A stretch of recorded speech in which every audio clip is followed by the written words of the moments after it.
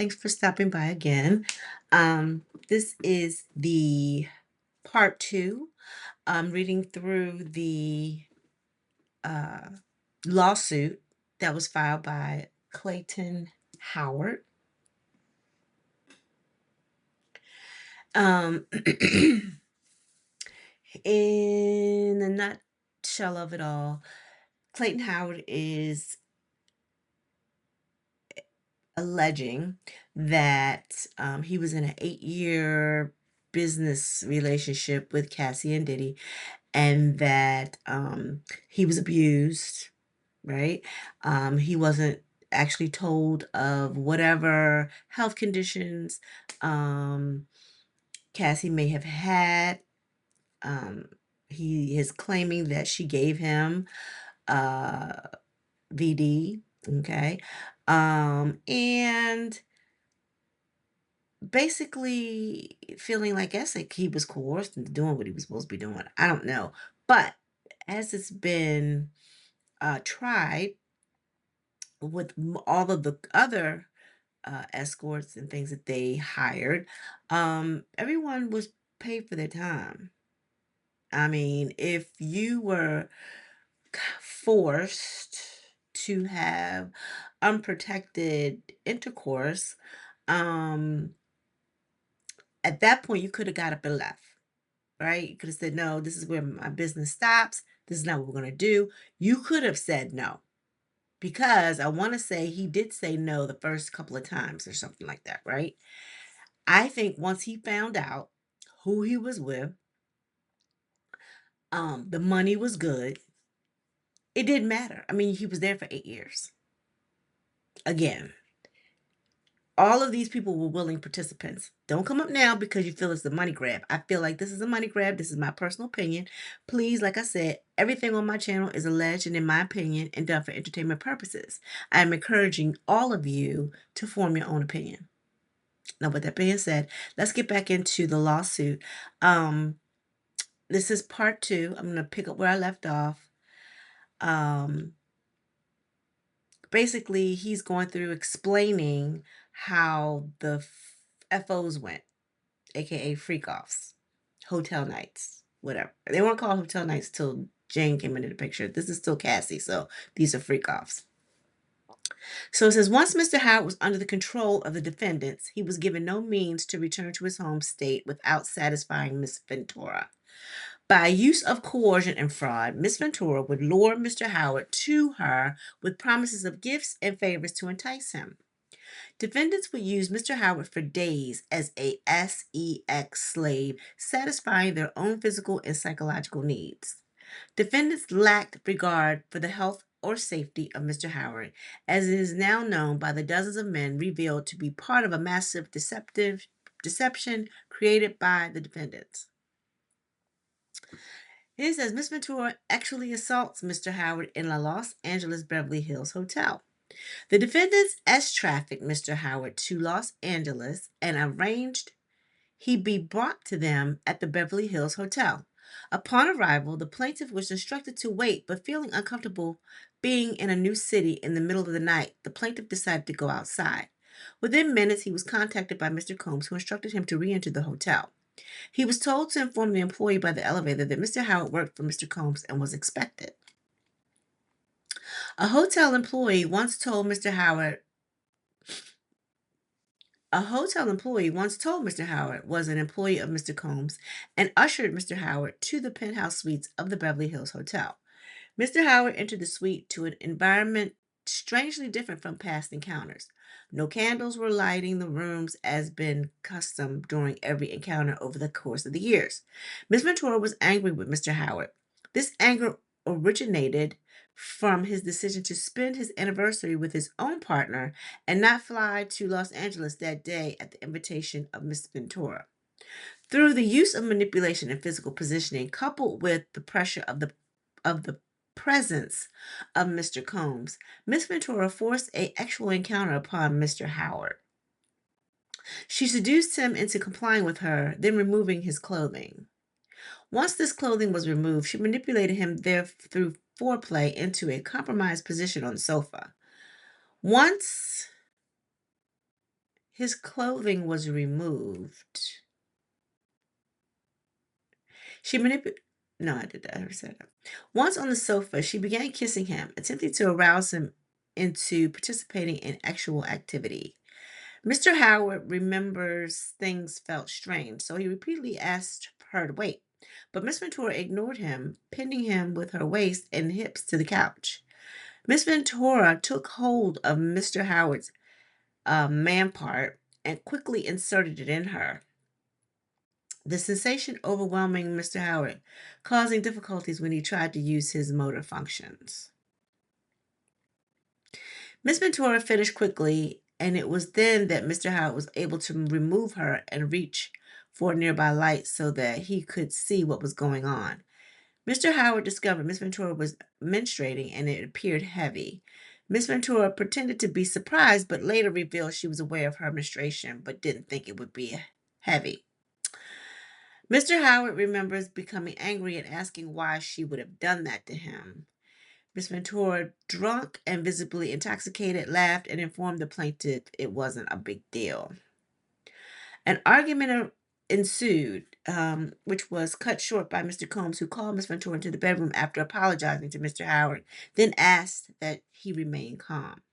When the defendant re entered the room, Mr. Combs admitted that Miss Ventura was aware but intoxicated and disregarded Mr. Howard's feelings. He provided him with substantial bills and asked him to go to the suite that had been prepared for his stay within the hotel until the next day, till the next later in the day. Miss Ventura later apologized for how she had treated Mr. Howard, blaming intoxication and hormones due to her monthly cycle. Miss Ventura would often order Mr. Howard to pleasure himself for her visual pleasure. Under the influence of substances, her requests would last hours without considering for the well-being of Mr. Howard. Mr. Howard suffered injuries such as tears through the shaft of his man part, which eventually resulted in skin peeling and scabbing. Ugh. These injuries were the result of prolonged periods of self-direct self-pleasuring at the order of Miss Ventura. So they had people so they had people self-pleasuring themselves all in the room for hours on end. That's because I guess when you're intoxicated, sometimes it takes a long time for you to get there. I know in some instances, what I've experienced with a partner, um, if it's like I never want to have sex when someone's drunk because it takes them forever to get get to that plight. And I used to be like, no, we're not doing it tonight because you're too drunk. And I don't feel like it. I'll be tired. You know what I'm saying? So if they are indulging in all these different types of substances, especially if they're indulging in substances that make them go for hours on end, if they're taking a pill, Cialis, I think it was called, or whatever that a pill that you take to make you go for like 3 or 4 hours, is someone supposed to sit there and give you your viewing pleasure for 4 hours? That seems like over the top. Like they were doing entirely too much. At least maybe Diddy was. I don't know about Cassie was just strung out, and she was going along with whatever was the go of the flow. She was just following, I guess, Puffy's lead. But it would be Puffy because he's the one that's really getting aroused over all of this. And if he's taking pills to make himself go longer, then everybody's in there for hours just self pleasuring themselves. Other than Cassie, because then he would make Cassie, not make her, but tell her that she could go ahead and get her rocks off. But he couldn't do nothing, even though he probably wanted to be a part of it. I feel like he did, but the only part he could get in on was being with his girlfriends because he couldn't. I don't know if he's gay, but they say something about a cuckold. I don't even know what that is. I just recently found out what that was. And I guess it's not voyeurism, but he likes the fact, or the storylines that they go with is like they're married, but she's allowed to screw other people. And he likes the fact that she might be cheating on him or something. Maybe it's something that they play in their minds, some type of role play.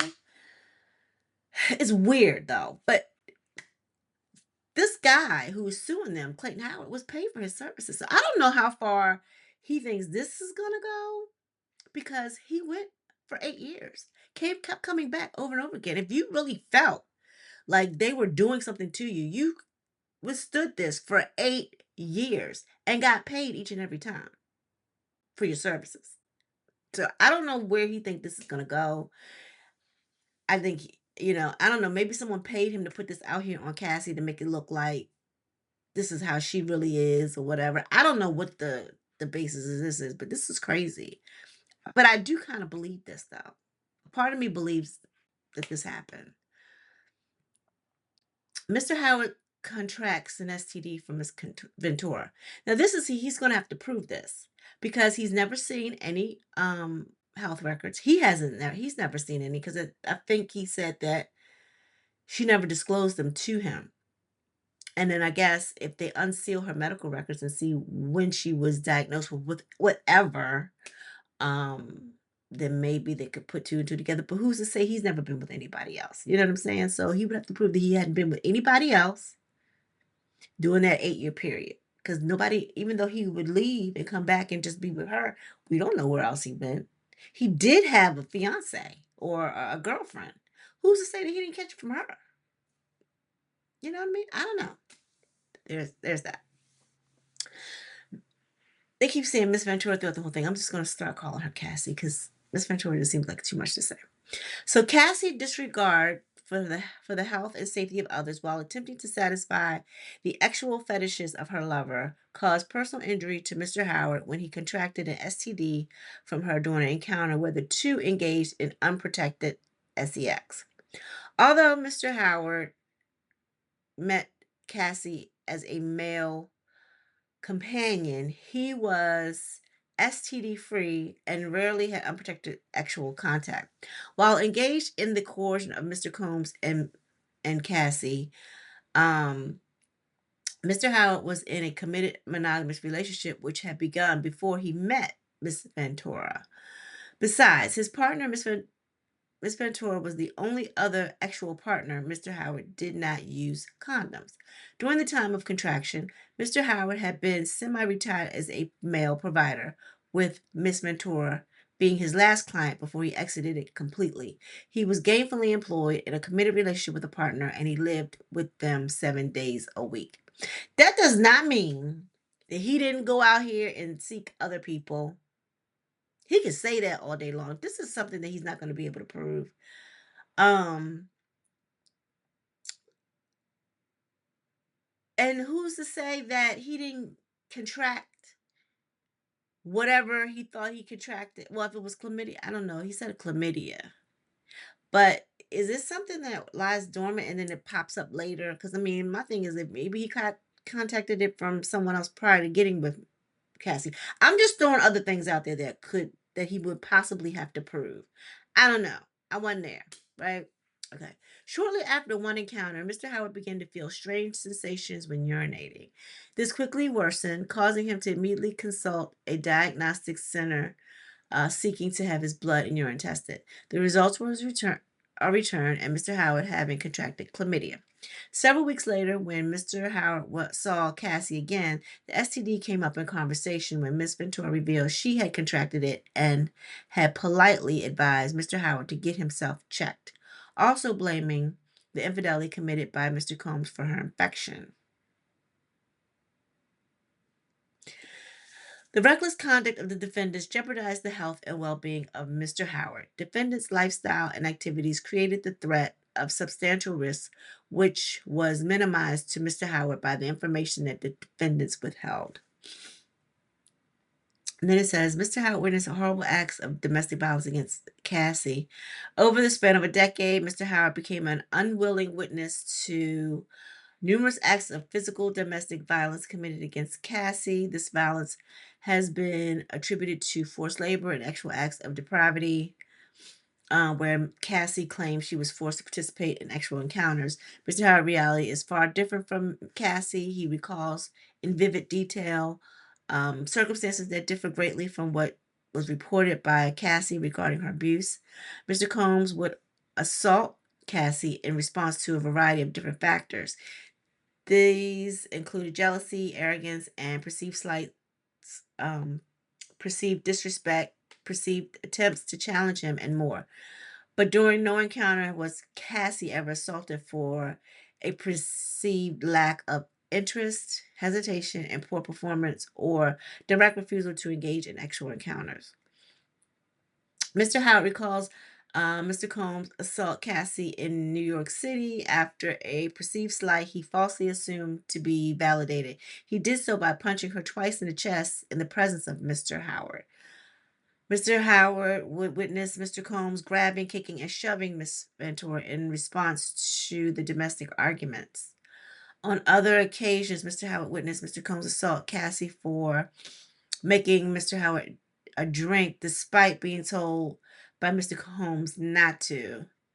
Another, Mr. Combs assaulted Cassie because he assumed Cassie was mocking his penile size when he attempted to bed her immediately after Mr. Howard had finished. Um,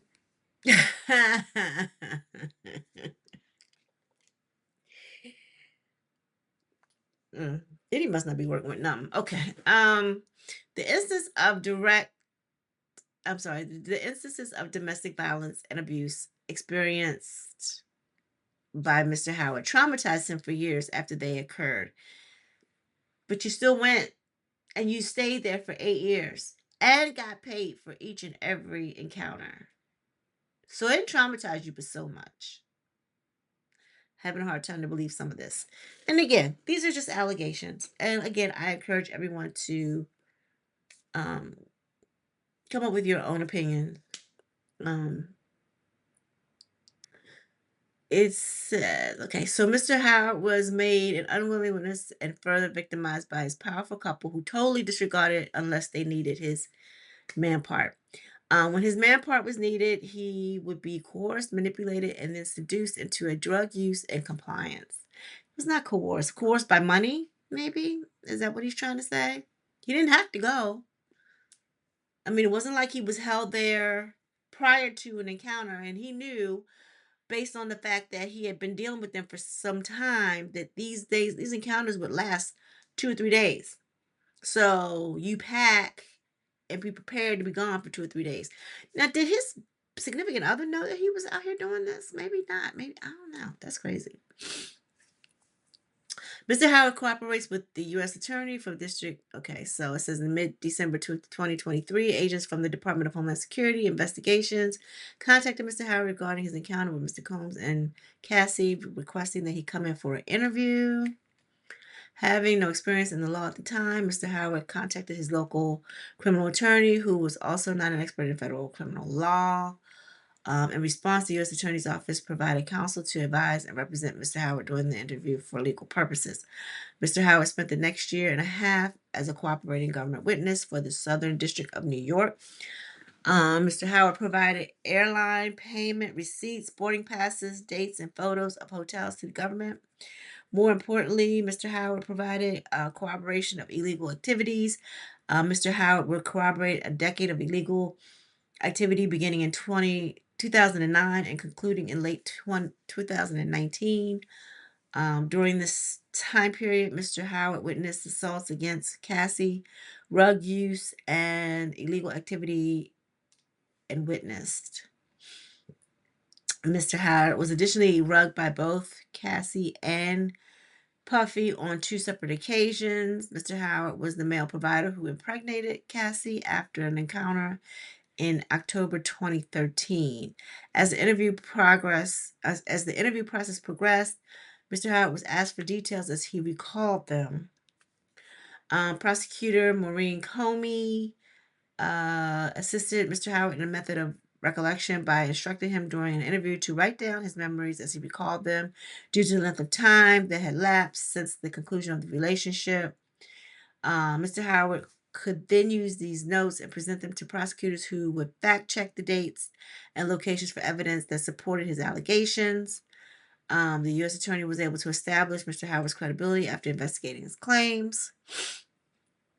So they confirmed, verified all the encounters at all the different type residences and hotels. Mr. Howard verified the actual assault allegations within his complaint when he provided supporting travel fare receipts for his departures and arrival flights to Los Angeles on the morning he was assaulted.